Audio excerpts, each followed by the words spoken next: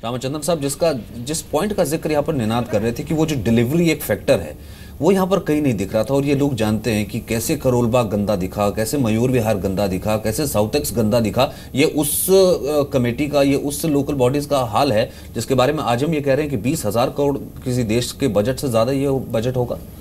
देखिए, इसीलिए मैंने पहले भी कहा था कि एमसीडी के इलेक्शंस एक अलग महत्व है, क्योंकि यहाँ पैसा बहुत है।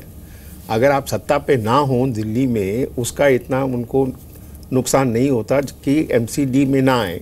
एमसीडी में ना आने का मतलब है कि अब उसको दोहराने की ज़रूरत है नहीं, सब लोगों को मालूम है कि क्यों लोग एमसीडी में मेंबर बन के आना चाहते हैं। तो आखिरकार एक डिसिप्लिन जो होनी चाहिए वो नहीं है यहाँ पर। इसीलिए अरविंद केजरीवाल कोशिश कर रहे हैं कि इसी बात को बढ़ाएं कि गार्बेज क्लीनिंग एमसीडी का काम है। अगर वो नहीं करते और उनको तनख्वाह नहीं मिलती तो या कहीं ना कहीं तो गड़बड़ है।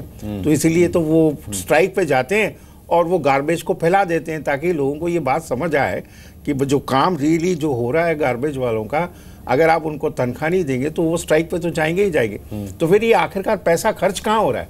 इस पे कोई वाइट पेपर निकालेगा कि क्या, अगर आखिरकार एक साल के बाद आपका जो बजट है वो आप दिखाते हैं कि पूरा खर्च हो गया, कहाँ खर्च हुआ।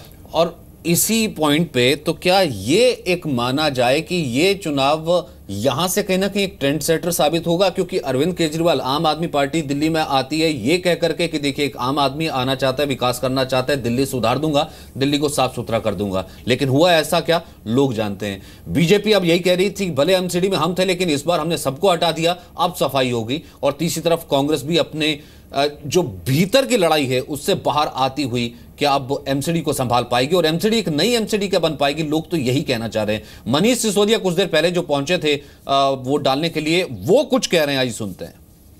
आज दिल्ली की जनता जो वोट डालेगी पिछले 10 साल के कुशासन के खिलाफ, उसके लिए वोट डाला है। तो आपका मैसेज पहुंचा दिल्ली वालों पर जो आप कोशिश कर रहे थे? बिल्कुल पहुंचा है।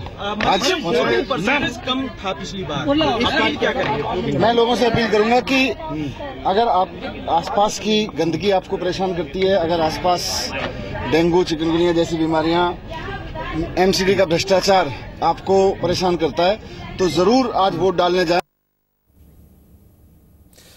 हम यहां पर कह रहे हैं कि आम आदमी पार्टी की साख का सवाल है, आम आदमी पार्टी कह रही है कि बीजेपी की साख का सवाल है, क्योंकि एमसीडी में तो बीजेपी काबिज है। अब यह देखना होगा कि वोटर यहां पर किसे चुनता है। अश्विनी गुप्ता, क्योंकि आम आदमी पार्टी का वहां पर काफी ज्यादा सेरा है, नुक्कड़ सभाएं काफी ज्यादा की गई हैं और शायद इसी इश्यू को काफी एड्रेस भी किया गया। देखिए एमसीडी वोट करने जा रहे हैं तो एमसीडी में तो बीजेपी थी, हमारा तो कोई कसूर ही नहीं है, हमें मत सजा दे देना।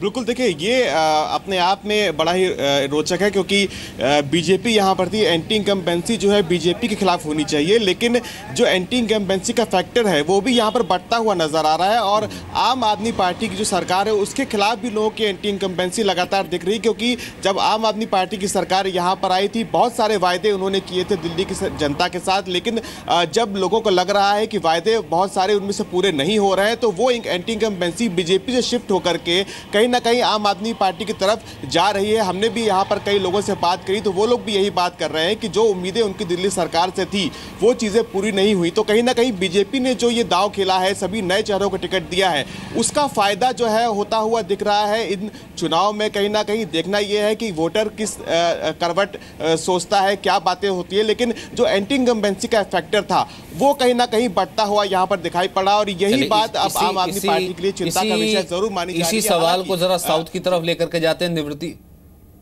चले विजेंद्र गुप्ता इस बीच निकले, वो अपना स्याही का निशान दिखा रहे हैं, वोट करके लौटे। क्या उम्मीद है? आप क्यों नहीं होंगे? आप भी होंगे। सब एक बार सबको घुमा दीजिएगा, कैमरा घुमा दो, इनका जरूर घुमाइए। पूरा ले लेंगे ना भैया, आपके पाप नहीं है, हम में कमल खिले हुए हैं। सर ने बोल दिया सर चैनल पे ये ना इसे सारे चैनल के पास। तो आप भी इसी तरीके से जब अगर आप वोट कास्ट कर चुके हैं तो हैशटैग है हमारा वोट फॉर दिल्ली, उस पर आप ट्वीट कर सकते हैं। निवृत्ति, यही सवाल जो अश्विनी से मैं कर रहा था वो आपकी तरफ अगर मैं ले जाना चाहूं तो यहाँ पर एंटी इनकम्बेंसी किसकी है? एंटी इनकम्बेंसी जो एमसीडी में बीजेपी है उसकी है या एंटी इनकम्बेंसी आम आदमी पार्टी की है, सरकार की है, वो घबराई हुई है? वोटर क्या कह रहा था, क्या बात हो रही थी? देखिए सीधे यहाँ पर वोटर से ही बात कर लेते हैं सचिन कि किसकी उन्हें लगता है कि एंटी इनकम्बेंसी है। आपको क्या लगता है सर कि आम आदमी पार्टी जो कह रही है कि हमारी तरफ से गलती नहीं है और उनकी जो इतनी सीट्स आई हैं, एमएलएज उनके इतने आए हैं, 67 सीट्स पर जिताया है दिल्ली के लोगों ने, और एमसीडी भी काबिज रही है, एमसीडी पर बीजेपी काबिज रही है, तो एंटी इनकम्बेंसी किसकी लगती है आपको? देखिए मैटर एंटी इनकम्बेंसी का नहीं है मेरे हिसाब से, matter better coordination and cooperation का है। जनता ये नहीं सुनना चाहती, हम लोग एक बार वोट करते हैं, within 5 years we can't get any chance to change the personality. So अभी इस पे मेरे हिसाब से फोकस करते चाहिए लोगों को कि who is the better coordinator and who can cooperate with the concern authorities, तो वो चीज़ ज़्यादा मैटर करती है। कोऑपरेशन तो नज़र नहीं आया एमसीडी में और आम आदमी पार्टी की सरकार में, यही प्रॉब्लम है ना, यही प्रॉब्लम है। तो फिर वहाँ क्यों जाएँ? ये क्लियर इंडिकेशन है, हम वहाँ क्यों जाएं जो कोऑपरेट नहीं कर सकता, कोऑर्डिनेट नहीं कर सकता। ये किसकी रिस्पॉन्सिबिलिटी थी?